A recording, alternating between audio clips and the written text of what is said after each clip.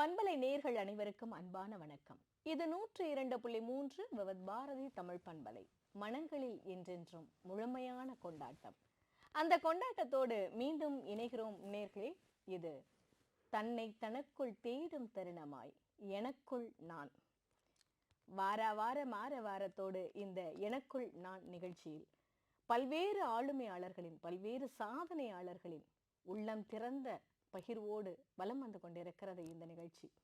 இதோ இந்த வாரமும் அதே ஆரவாரம் கொஞ்சமும் குறையாமல் உங்களுக்காக. யார் இன்று நம்மோடு? என்னுள்ளே நான் எனும் பொருளாய், இது மகாகவி பாரதி சொன்ன அந்த வரி. இந்த எண்ணுள்ளே நான் எனும் பொருள் அப்படின்ற அந்த ஒற்றை வரிக்கு எத்தனையோ பொருள் இருக்கலாம். ஆனா அந்த பொருளை வாழ்ந்து காட்டிய சாதனையாளர்கள் நிறைய பேர் இருக்கிறாங்க. அப்படி அந்த அடிப்படையில் இன்னைக்கு நம்மளுடைய வாழும் காலத்தில் சமகாலத்தில் நமக்கு பல தருணங்களில் முன்னுதாரணமாக இருக்கக்கூடிய ஒரு ஆளுமையாளர் ஐயா இறையன்பு IAS அவர்கள். அவங்க தான் இன்னைக்கு நம்மளோட இணைஞ்சிருக்கிறாங்க. விவத் பாரதி பண்பலை சார்பாக மனமார்ந்த வாழ்த்துக்களும் வரவேற்போம் சார். நன்றி. நல்ல ஒரு தொடக்கம். இந்த நாள் எங்களுக்கு ஒரு இனிமையான நாள் அமைந்திருக்கு அப்படின்னு நம்புகிறோம். சரி, இப்போ நம்ம எனக்குள் நான் அப்படின்னு சொல்லும்போது தொடக்கத்தில் சொன்ன மாதிரி தான் நாமளே கொஞ்சம் உரசி பார்க்கக்கூடிய சில கேள்வியும் பதிலுமா இந்த நிகழ்ச்சி வந்துட்டு இருக்கு சார். இப்போ எங்கேருந்து தொடங்கலாம் அப்படின்னு நினைக்கும் போது உங்களுடைய பள்ளி கல்லூரி இளவயது இது எல்லாத்தையும் சேர்த்து பார்க்கும்போது தமிழும் நீங்களும் அப்படின்னு சொன்னால் என்ன ஒரு பதிலோட தொடங்குவீங்க? அங்கேருந்தே ஆரம்பிங்க சார். தமிழ் என்பது ஒரு மொழியாக மட்டும் கருதப்பட வேண்டிய ஒன்று அல்ல. தமிழ் என்பது நம்முடைய நாடி நரம்புகளில் உணர்வுகளில் கலந்திருக்கின்ற ஓர் ஒப்பற்ற விளக்க முடியாத ஒன்று. இன்னும் சொல்லப்போனால் தமிழ்தான் நமக்கான அடையாளத்தை நமக்கு பெற்று தந்திருக்கிறது. மற்ற மொழிகளுக்கும் தமிழுக்கும் இருக்கிற மிகப்பெரிய வேறுபாடாக நான் கருதுவது நம்முடைய பண்பாடு. மற்ற மொழிகளில் அவை பலவற்றை கடன் வாங்கி மற்றவற்றில் இருக்கின்ற புராணங்களிலிருந்து சொற்றொடர்களை வாங்கி பாத்திரங்களை வாக்கி வடிவமைக்கப்பட்டிருக்கின்றன. ஆனால் தமிழை பொறுத்தவரை அது தனக்கான அடையாளங்களை தானே தேடி பெற்றிருக்கிற ஒரு மொழி. தமிழை நாம் கற்றுக்கொள்வதன் மூலம் இந்த மண்ணிலே 3000-4000 ஆண்டுகளாக எப்படிப்பட்ட பண்பாடு நிலவியது, எப்படிப்பட்ட மக்கள் வாழ்ந்தார்கள், எவ்வாறு அவர்கள் வீரம் செறிந்தவர்களாக இருந்தார்கள், அவர்கள் எவ்வாறு மற்றவர்களை விருந்தோம்பி நடத்தினார்கள், அவர்கள் எவ்வாறு உயிர்களை போற்றினார்கள், விலங்குகளை கூட அவர்கள் மதித்தார்கள் என்பவற்றையெல்லாம் நாம் கற்றுக்கொள்ள முடிகிறது. உதாரணமாக நம்முடைய தமிழை நாம் வெறும் இலக்கியமாக மட்டும் பார்க்க முடியாது. அதிலே அனைத்து விதமான பதிவுகளும் இருக்கின்றன. தாவரவியல் குறித்த பதிவுகளும் இருக்கின்றன, விலங்கியல் குறித்த பதிவுகளும் இருக்கின்றன. நான் ஒரு சின்ன உதாரணத்தை குறிப்பிட விரும்புகிறேன். கபிலர் எழுதிய குறிஞ்சிப்பாட்டில் 99 வகையான மலர்கள் பதிவு செய்யப்பட்டிருக்கின்றன. இவை கற்பனையான மலர்கள் அல்ல. ஏனென்றால் உலகத்தமிழ் செம்மொழி மாநாட்டில் இந்த 99 மலர்களுடைய படங்களையும் வெளியிட்டு அவற்றிற்கான தாவரவியல் பெயர்கள் என்ன என்பதையும் வெளியிட்டிருந்தார்கள். அப்படியென்றால் கிட்டத்தட்ட ஒரு 2000 ஆண்டுகளுக்கு முன்னால் ஒரு கவிஞன் இந்த மலர்களையெல்லாம் பார்த்து அவற்றின் பெயரை அறிந்து பதிவு செய்திருக்கிறார் என்றால் இன்று இருக்கிற தாவரையியல் அறிஞர்கள் கூட 99 பெயர்களை வரிசையாக பூக்களை பொறுத்த வரைக்கும் கூற முடியாது. அவை அனைத்தும் நம்முடைய பூகோள பரப்பில் இருக்கின்றனவை என்பதை நாம் மறந்துவிடக்கூடாது. குறுந்தொகையிலே காட்டிலிருந்து தப்பி வந்த ஒரு கன்றை வளர்த்து அதை எப்படி வளர்ப்பு மிருகமாக மாற்றினார்கள் என்கிற குறிப்பு இருக்கிறது. இதைத்தான் இன்று விலங்கியல் வல்லுநர்கள் நாம் எப்படி வளர்ப்பு மிருகங்களை உருவாக்கினோம் என்பதை கூறுகிறார்கள். இன்றைய கவிஞர்கள் கூட ஆண் குயில் பாடுவதாக எழுதுகிறார்கள்.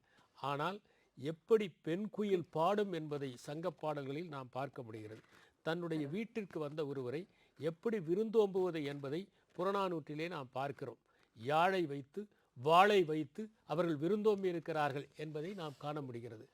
புறநானூற்றிலே இன்னொரு பாடல், அதிலே கணவன் படுத்து தூங்கி கொண்டிருக்கிறான், மான்கள் 2 விளையாடி கொண்டிருக்கின்றன. அப்போது அவள் அங்கே பரப்பி வைத்திருந்த வரகரிசியை சாப்பிடுவதற்காக கானக பறவைகள் எல்லாம் வருகின்றன.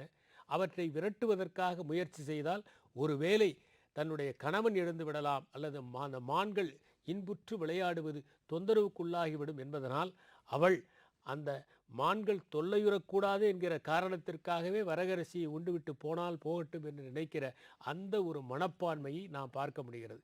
அது மட்டுமல்ல, நாம் வீரத்தை குறித்து பார்க்க முடிகிறது. கவலையில்லாத மனம் எப்படி வாய்த்தால் ஒருவன் தன்னுடைய நரைமுடி கூட வராமல் காப்பாற்றி கொள்ள முடியும் என்பதை பார்க்க முடிகிறது. இப்படி அறத்தோடும் வீரத்தோடும் மரத்தோடும் விருந்தோம்பலோடும் பண்பாட்டோடும் வாழ்வதற்கு நமக்கு தமிழ் சொல்லி கொடுத்திருக்கிறது. எனவே தமிழை கற்றுக்கொள்வது என்பது நம்மை மேம்படுத்திக் கொள்வதற்காக, நாம் உலகியல் ரீதியாக முன்னேறுவதற்காக அல்ல, நம்முடைய வாழ்வியல் ரீதியாக முன்னேறுவதற்கு. ஏனென்றால் எந்த உயரத்தை நீங்கள் அடைந்தாலும் வாழ்வியல் ரீதியாக அடையாவிட்டால் அந்த உயரம் துச்சமாகத்தான் கருதப்பட வேண்டும் என்பதை நாம் நினைத்து கொள்ள வேண்டும். நான் பல மொழிகளை கற்றிருக்கிறேன். ஆங்கிலத்தை கற்பது சூழலால் ஏற்பட்டது, இந்தியை கற்றுக்கொள்வது என் பயிற்சியால் ஏற்பட்டது, சமஸ்கிருதத்தை கற்றுக்கொள்வது என்னுடைய அவாவினால் ஏற்பட்டது. ஆனால் இந்த அத்தனை மொழிகளை நான் கற்றிருந்தாலும் நான் அந்த மொழிகளை எல்லாம் வெளிநாட்டு குடையைப் போல வேண்டிய போதுதான் விரித்து கொள்கிறேன். மற்ற நேரங்களில் எல்லாம் நான் தமிழ் கூரையில் தான் தங்குகிறேன். அருமை சார், முடிக்கும் போது ரொம்ப அருமையாக முடிச்சிங்க.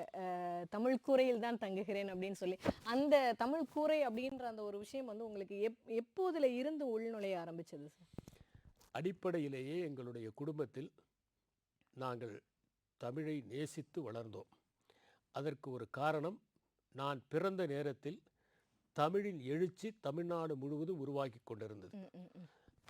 எல்லா இடங்களிலுமே படிப்பகங்கள் இருக்கும், நூலகங்களுக்கு மக்கள் செல்வார்கள். அப்போது திருமணங்களில் கூட தமிழ் நூல்கள் தான் பரிசளிக்கப்படும். அப்படிப்பட்ட சூழலில் பிறந்த காரணத்தால், எல்லா இடங்களிலுமே தமிழ் மனம் கமழ்ந்த காரணத்தால் தமிழை நேசிக்க தொடங்கினோம். அடுத்ததாக அப்போது நிறைய பேச்சு போட்டிகள், கட்டுரை போட்டிகள் போன்றவை பள்ளிகளில் நடக்கும்.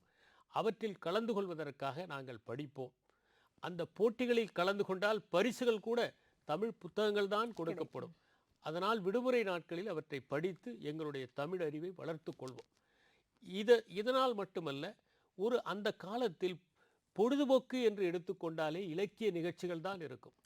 வளமான குடும்பம் சார்ந்தே பொழுதுபோக்கு என்றால், அந்த காலத்தில் ஒரு பொழுதுபோக்கு என்றால் அந்த ஊரிலே ஒரு பட்டிமன்றம் நடக்கும், வழக்காடு மன்றம் நடக்கும், பலர் உரையாற்றுவார்கள். இவைதான் அன்றைய பொழுதுபோக்கள். எப்போதாவது தான் மக்கள் சென்று திரைப்படத்தை பார்ப்பார்கள். அதனால் நீங்கள் உங்கள் பொழுதை போக்க வேண்டும் என்றால் படிக்க வேண்டும் அல்லது தமிழை கேட்க வேண்டும் என்கிற நிலைதான் இருந்தது. இந்த சூழலில் தமிழிலே ஆர்வம் ஏற்படுவது என்பது தவிர்க்க முடியாத ஒன்று. இன்னும் சொல்ல போனால், அது நம்மை எறியாமலேயே நாம் எப்படி சுவாசிக்கிறோமோ அதை போல இயல்பாக நடந்த ஒன்றே தவிர இதில் பிரயத்தனங்கள் எடுத்துக்கொண்டு நடந்த ஒன்றாக நான் கருதவில்லை. ரொம்ப அருமையா சொன்னீங்க. அதாவது தமிழ் அப்படின்றது வந்து சுவாசம் மாதிரி நமக்குள்ள வந்து இலகுவா உள்ள வருது அப்படின்னு சொல்லிட்டு, அது சுவாசமா இருக்கும் அப்படின்ற செய்தியை கேட்கும் போதே எங்களுக்கு இவ்வளவு மகிழ்ச்சியா இருக்கு சார். இப்போ நீங்க இந்த சமுதாயத்திற்கான ஒரு ஆகச்சிறந்த முன்னோடியா, ஒரு முன்னுதாரணமா, சமுதாய சிற்பியா இருக்கிறீங்க. உங்களை செதுக்கிய சிற்பின்னு சொன்னா நீங்க யாரை சொல்லுவீங்க சார்? உங்களுடைய இள வயதுல இந்த எண்ணம் வர்றதுக்கு காரணமா இருந்து. முதல்ல உங்களுடைய கூற்றை நான் மறுக்கிறேன். என்னன்னா, சமூக சிற்பி அப்படிங்கிறதெல்லாம் என்னால் அதை ஏற்றுக்கொள்ள முடியவில்லை. வாழ்க்கையில் நிறைய கற்றுக்கொண்டு நல்லவற்றை உள்வாங்கிக் கொண்டு மானுட சமூகத்திற்கு நம்மால் முடிந்த எதையாவது செய்ய முடியுமா என்று தேடிக்கொண்டிருக்கின்ற ஒரு சாதாரண மனிதனாகத்தான் நான் என்னை கருதி கொண்டிருக்கிறேன். இன்னும் தேடிக்கொண்டிருக்கிறவர்கள் தான் நாம் அனைவருமே. தேடி முடித்துவிட்டால் அதற்கு பிறகு நாம் இந்த உலகத்தில் இருந்து விலகி வாழத் தொடங்கி விடுவோம், அல்லது இந்த உலகத்தில் இரண்டர கலந்து விடுவோம்.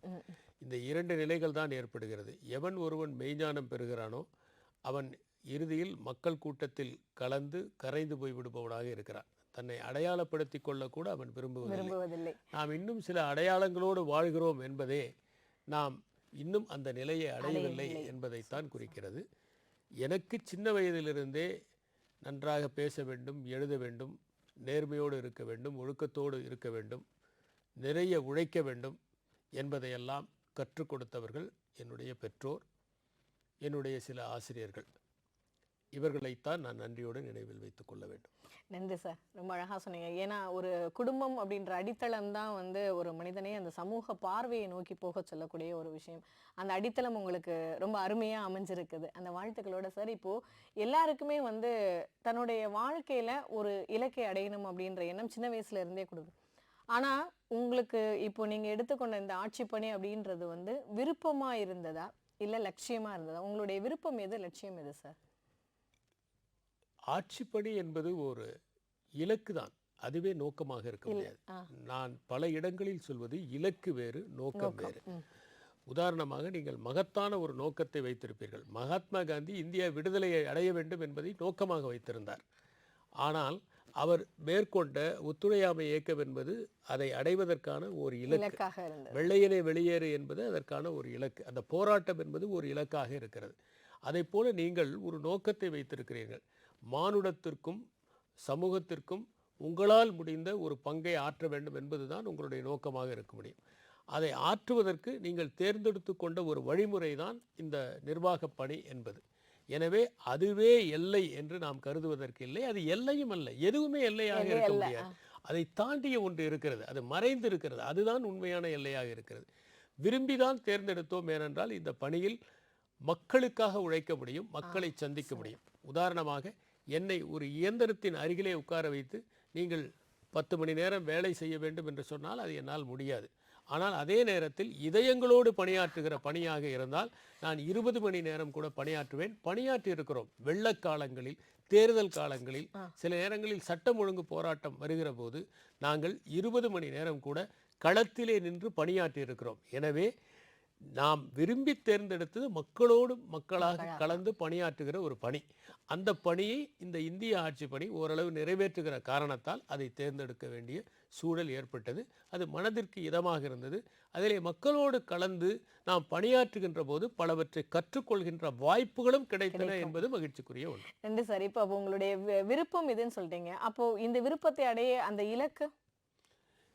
இலக்கு என்பது அந்த தேர்வு தானே. தேர்விலே வெற்றி பெறுவதுதான் இலக்கு. அதற்கு பிறகு நீங்கள் என்ன செய்ய போகிறீர்கள் என்பது நோக்கம். அருமை சார், அருமை. ஏன்னா இது வந்து நிறைய பேர் வந்து என்னுடைய இலக்கு இது அப்படின்னு நிர்மாணிச்சுக்கிட்டு, நீங்கள் மருத்துவ தேர்வு எழுதி நீங்கள் மருத்துவத்திலே சேர வேண்டும் என்று விரும்பினால் அது இலக்கு. ஆனால் அது நோக்கம் அல்ல. எளிய மக்களுக்காக, ஏழை மக்களுக்காக நான் குறைந்த செலவிலே மருத்துவம் பார்ப்பேன், நான் கிராமங்களிலே தங்கி பணியாற்றுவேன், என்னால் முடிந்த அளவு ஒடுக்கப்பட்ட மக்களுடைய வாழ்க்கையிலே நான் உடல் நலத்தை பேணுவதற்காக தடுப்பு முறைகளை எல்லாம் கையாளுவேன் என்று ஒருவன் எடுத்துக்கொண்டால் அதுதான் நோக்கமாக இருக்கும். மாறாக நான் பெரிய மருத்துவமனை கட்டுவேன், நிறைய சம்பாதிப்பேன் என்று அவன் ஒரு நோக்கமாக வைத்திருந்தால் அதுவும் ஒரு நோக்கம்தான். அதை மகத்தான நோக்கமாக மக்கள் கருத மாட்டார்கள். கேட்டுக்கொண்டிருக்கும் அத்தனை இளையோருக்கும், அதுவும் குறிப்பா வந்து இன்னும் போட்டித் தேர்வுகளை எழுதி தன்னுடைய துறையை தேர்ந்தெடுக்கக்கூடிய தருணத்தில் இருக்கக்கூடிய அத்தனை இளைய மனதிற்கும் இந்த பதில் ஒரு சரியான ஒரு அடித்தளம் அமைத்து கொடுக்கும் அப்படின்னு நம்புறோம் சார். இப்போ உங்களுடைய படைப்புகள் இதை தாண்டி, உங்களுடைய ஆட்சி பணி அப்படின்ற ஒரு அதையெல்லாம் தாண்டி நம்ம பார்க்கும்போது உங்களுடைய படைப்புகள் வந்து ஒரு பெரிய வியப்புக்கும் ஒரு ஆளுமை தன்மையை வெளிப்படுத்தக்கூடிய படைப்புகளாக இருக்குது சார். ஒரு விளையாட்டாக சொல்கிற ஒரு செய்தி உண்டு, கண்டதை படித்தவன் பண்டிதன் ஆவான், அதுக்கான அர்த்தமே வேறு அப்படின்னு சொல்லுவாங்க. ஆனால் ஒரு விஷயம் எனக்கு தோணிக்கிட்டே இருக்கும் சார். பெரும்பாலான புத்தகங்கள், அதாவது மதிக்கப்படக்கூடிய புத்தகங்கள் பலரால் படிக்கப்படவில்லை அப்படின்னு ஒரு கொட்டேஷன் இருக்கு. பெரும்பாலானோரால் மதிக்கப்படும் புத்தகம் பலரால் கூட படிக்கப்படவில்லைன்னு. ஏன்னா இந்த புத்தகம் நல்லா இருக்கும்பா அப்படின்னு சொல்லிட்டு போயிடுறாங்க. பட் எத்தனை பேர் வந்து அதை வாசிக்கிறோம், சுவாசிக்கிறோம்ன்றது தெரியல. உங்களுடைய வாழ்வியல்ல படித்தல், படைத்தல் எது உங்களுக்கு ரொம்ப பிடிக்கும் சார்? படித்தல் என்பது படைப்பதற்கான ஒரு வழிமுறை. நிறைய நீங்கள் படித்தால்தான் நிறைய சிந்திக்க முடியும், நிறைய கருத்துக்களை நீங்கள் உள்வாங்கிக் கொள்ள முடியும். அவற்றை உங்கள் வாழ்க்கையோடு தொடர்புபடுத்தி அதை ஒரு புதிய பரிணாம வளர்ச்சியிலே நீங்கள் கொண்டு வர முடியும். ஏதேனும் ஒரு தாக்கம் இல்லாமல் எழுதுபவர்கள் யாரும் இருக்க முடியாது.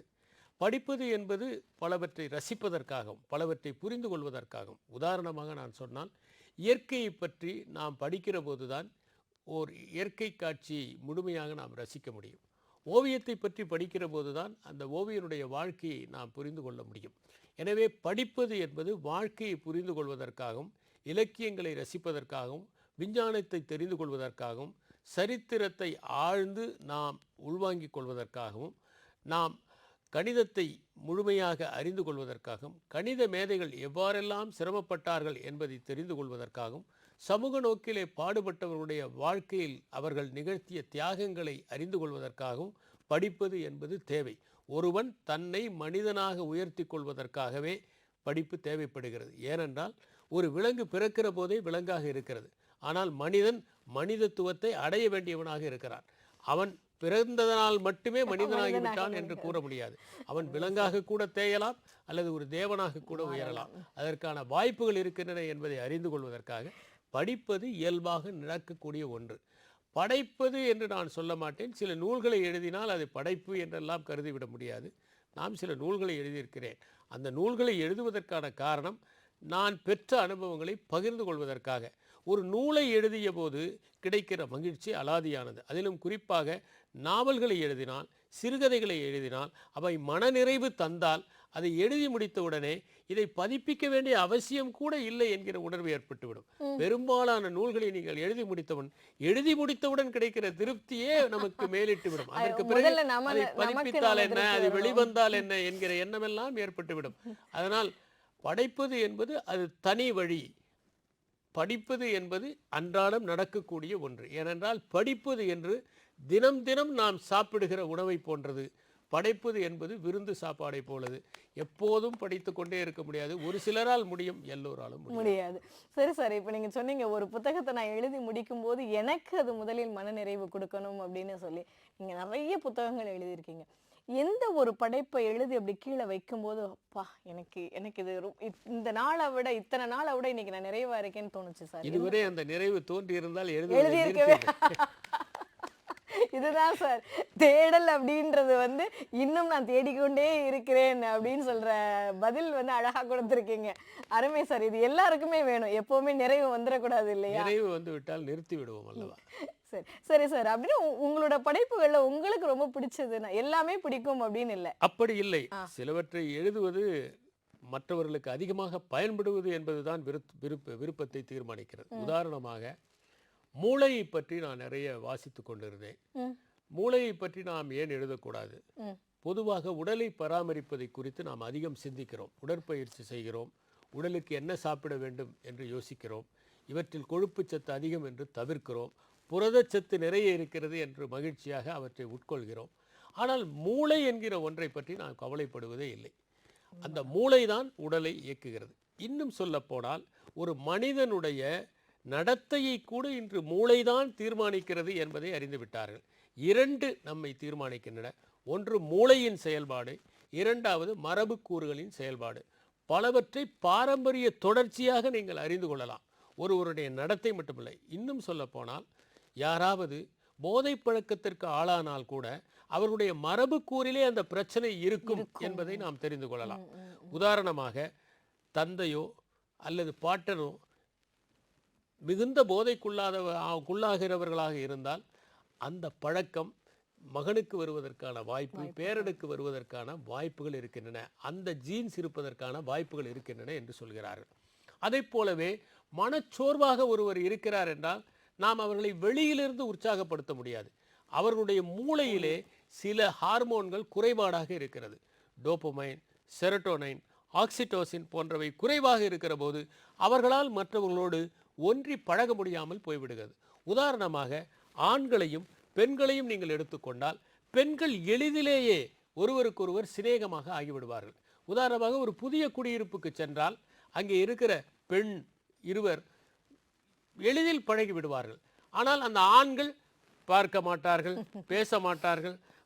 அவர்கள் பேசட்டுமே என்கிற தன்முனைப்போடு இருப்பார்கள். எளிதிலே ஒருவரை அக்கா என்று கூறுவதற்கோ தங்கை என்று அழைப்பதற்கோ அவர்களோடு பொருட்களை பரிமாறிக்கொள்வதற்கோ அல்லது சமையல் குறிப்புகளை கேட்டு தெரிந்து கொள்வதற்கோ பெண்களால் முடியும்.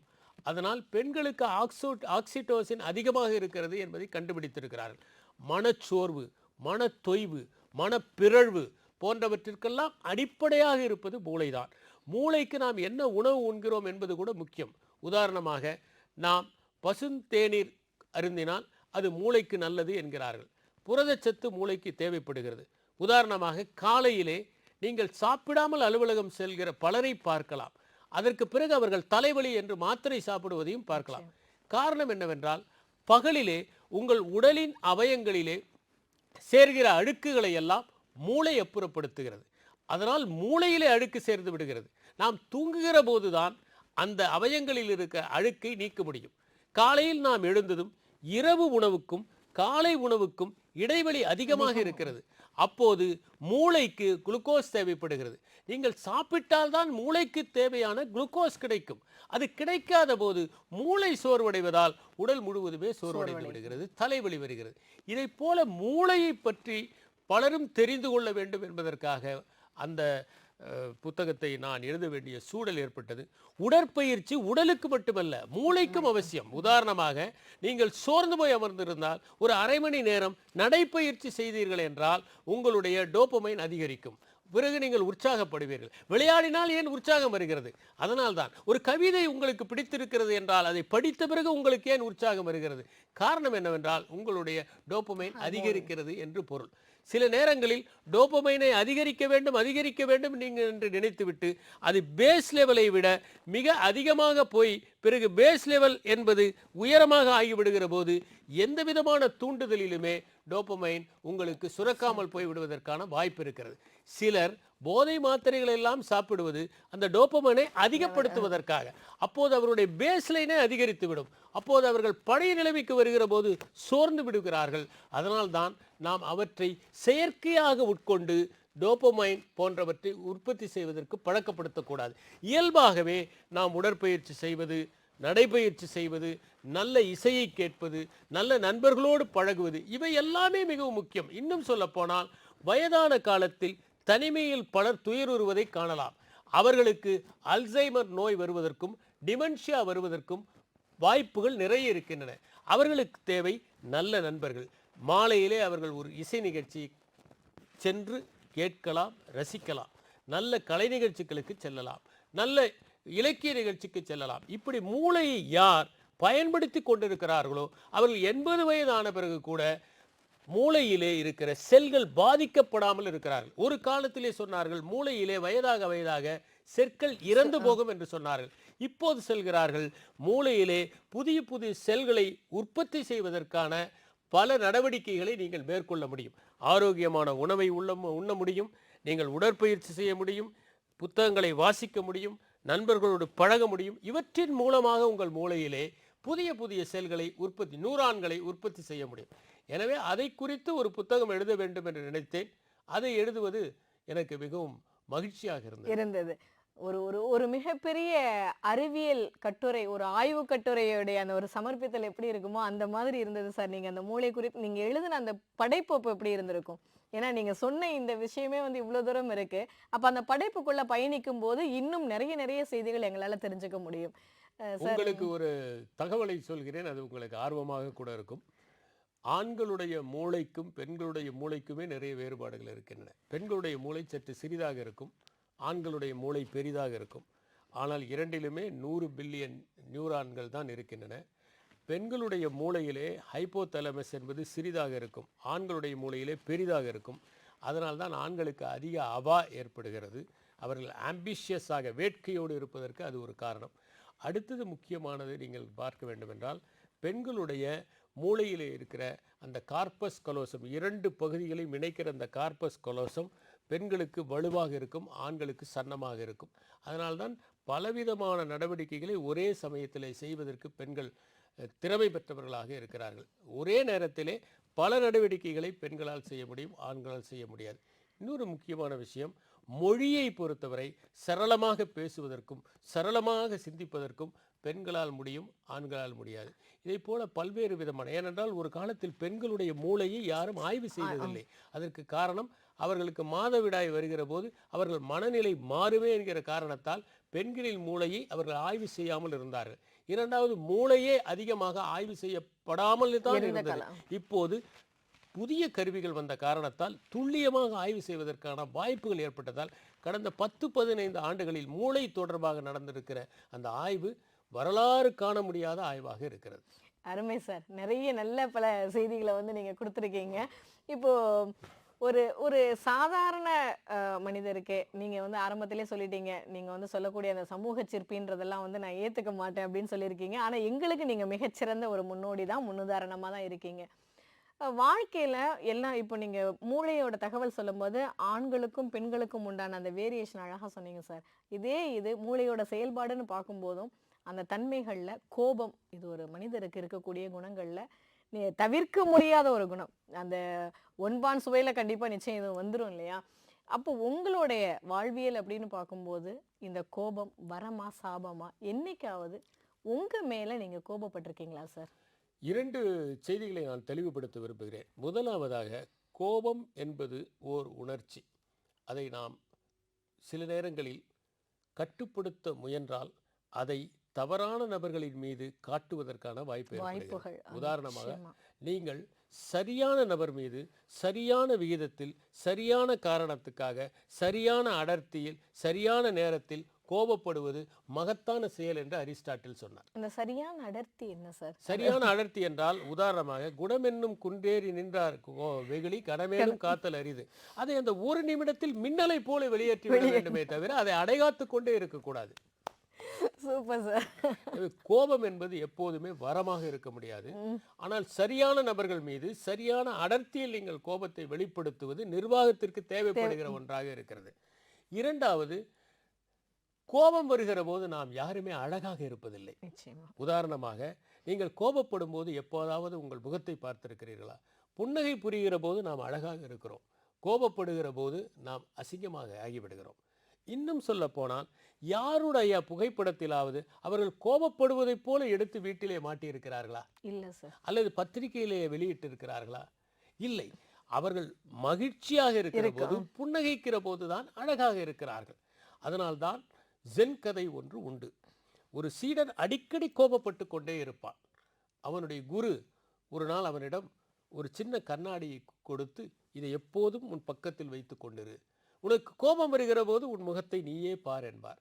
முகம் சிவந்து, காதுகள் சிவந்து, கண்கள் வெளிரி, கோபப்பட்டு பற்களை கடிக்கிற போது அவன் தன்னுடைய கண்ணாடியை எடுத்து பார்ப்பான். அப்போது தன் முகம் இவ்வளவு அசிங்கமாக இருக்கிறதா என்று பார்த்து பார்த்து அவன் கோபத்தை உதிர்த்து கொண்டான். கோபப்படுபவர்கள் பல பேர் தான் அந்த நொடியிலே தங்கள் அத்தனை அழகையும் இழக்கிறார்கள் என்பதை புரிந்து கொள்வதில்லை.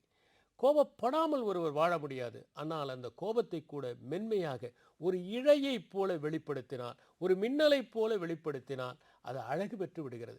குழந்தைகளுடைய கோபம் அழகாக இருப்பதற்கு மிக முக்கியமான காரணம், அவை கோபமாகவே மாறிவிடுகின்றன.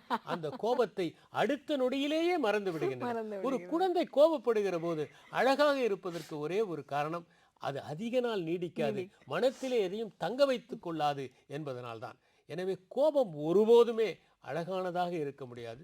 நாம் கோபப்பட்டால் அந்த கோபத்தை ஒரு முறை நாமே ஆய்வு செய்ய பார்க்க வேண்டும். நாம் நியாயமாக கோபப்பட்டிருக்கிறோமா என்று. ஜார்ஜ் குல்ஜீஃப் என்பவர் ஒரு கருத்தை குறிப்பிடுகிறார். நீங்கள் கோபம் வருகிற போது 24 மணி நேரம் அதை தள்ளி போடுங்கள். பிறகு 24 மணி நேரம் கழித்து கோபப்படுவது நியாயம் என்றால் கோபப்படுங்கள் என்றார். பல நேரங்களில் 24 மணி நேரம் கடந்தால் கோபப்பட்டிருக்க வேண்டிய தேவையே இல்லை என்பதை நாம் உணர்வோம். சில நேரங்களில் அவசரப்பட்டு கோபப்படுவோம். சில நேரங்களில் தவறான நபர்கள் மீது நாம் கோபப்படுவோம். எனவே கோபத்தை வரமாக சொல்ல முடியாது. பல நேரங்களில் அது சாபமாக. இன்னும் சொல்ல போனால் அது சாபம்தான் என்பதற்கு நம்முடைய புராண கதைகளே ஒரு உதாரணமாக இருக்கின்றன. ஒருவர் தவம் செய்கிறார். அந்த தவத்தின் பலனை எல்லாம் அவர் சபிப்பதன் மூலம் இழந்து விடுகிறார். எனவே எப்போதெல்லாம் நீங்கள் கோபப்பட்டு சபிக்கிறீர்களோ, யாருக்கு நல்லது செய்தாலும் அதற்கான பலனை இழந்து விடுவீர்கள். நாம் ஒன்றும் வரம் வாங்க போவதில்லை. ஆனால் நாம் நல்லது செய்திருக்கிறோம், நல்லெண்ணத்தை சம்பாதித்திருக்கிறோம். அவற்றையெல்லாம் ஒரு ஒற்றை சொல்லால் நாம் இழந்து விடுகிற வாய்ப்பு ஏற்படுகிறது. எனவே கோபத்தை பழகுவது என்பது என்னை பொறுத்தவரை கோபத்தை நாம் உணர்ந்து கொள்வது. கோபப்படுகிறது போது நம்மை நாமே உற்று நோக்குவது, இந்த கோபம் தேவையா என்பதை. இவற்றையெல்லாம் செய்வதற்கு மிகப்பெரிய மனப்பக்குவம் வேண்டும். அந்த 5 நிமிடங்கள் நாம் பொறுமை காட்டிவிட்டால் போதும், அந்த கோபத்தை நாம் நெறிப்படுத்தி விட முடியும். உங்கள் மீது கோபப்பட்டது? என் மீது கோபம் படுவது உண்டு. சில நேரங்களில் நாம் செய்த தவறான செயல்களுக்காக, சில நேரங்களில் நாம் எடுத்த தவறான, இது அலுவலக ரீதியாக அல்ல, சொந்த ரீதியாகவே நாம் சில நேரங்களில் நம் மீது கோபப்படுவதுண்டு. ஆனால் அந்த கோபங்கள் எல்லாம் நம்மை திருத்திக் கொள்வதற்கான கோபங்கள், இன்னும் நாம் விழிப்புணர்வோடு இருக்க வேண்டும் என்பதற்கான கோபங்கள். உதாரணமாக, நாம் சில செயல்களை செய்கிற போது நம்முடைய உள்ளார்ந்த அன்பின் காரணமாக சிலருக்கு உதவி விடுவோம். யாருக்கு உதவுகிறோமோ அவர்களே நமக்கு உபத்திரவம் கொடுப்பவர்களாக மாறுவார்கள். நாம் அவசரப்பட்டு உதவி விட்டோமே என்று நம் மீது ஒரு சின்ன கோபம், சின்ன சாயல் ஏற்படும். 2 விதமான கோபங்கள் இருக்கின்றன. தன்னையே அழித்துக் கொள்கின்ற ஒரு கோபம், தன்னை செதுக்கிக் கொள்கிற கோபம். எனவே இதை போன்ற கோபங்கள் நம்மை செதுக்கிக் கொள்வதற்கு உதவியாக இருக்கும். ஆனாலும் சில நேரங்களில் நாம் யோசிப்பதுண்டு, அவர்கள் இயல்பில் அவர்கள் இருக்கட்டும், நம்முடைய இயல்பிலே நாம் இருப்போம். அருமை சார்.